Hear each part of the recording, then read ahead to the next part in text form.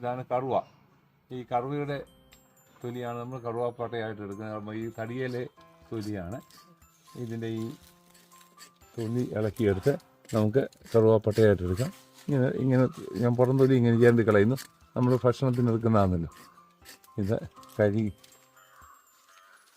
എന്നിട്ട്